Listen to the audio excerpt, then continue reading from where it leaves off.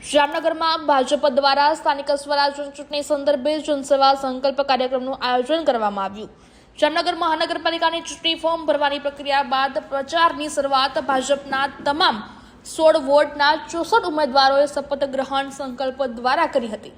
આ શપથવિધિ કાર્યક્રમ સાંસદ અને પૂર્વ કેન્દ્રીય મંત્રી પરસોત્તમ રૂપાલા, સાંસદ પૂનમબેન માડમ, રાજ્ય મંત્રી રેવાબા જાડેજા, ધારાસભ્ય દિવ્યેશભાઈ અકબરી અને શહેર ભાજપ પ્રમુખ બીનાબેન કોઠારી સહિત શહેર ભાજપ ટીમની અધ્યક્ષતામાં યોજાયો હતો।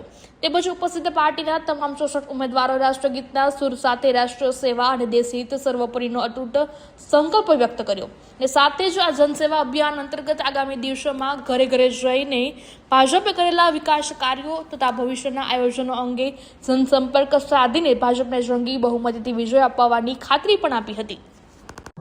નમસ્કાર। આજે ભારતીય જનતા પાર્ટી ગુજરાત પ્રદેશ દ્વારા મહાનગરોની અંદર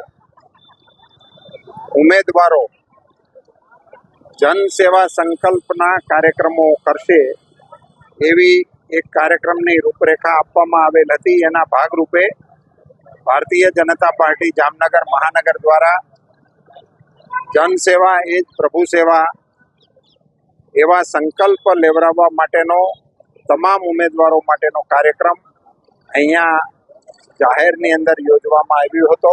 ઉમેદવારો અને શહેરના મુખ્ય આગેવાનો, સાંસદશ્રી, અમારા માનનીય મંત્રીશ્રી, ધારાસભ્યશ્રી અને વરિષ્ઠ આગેવાનોની ઉપસ્થિતિમાં આ કાર્યક્રમ સંપન્ન થયો છે।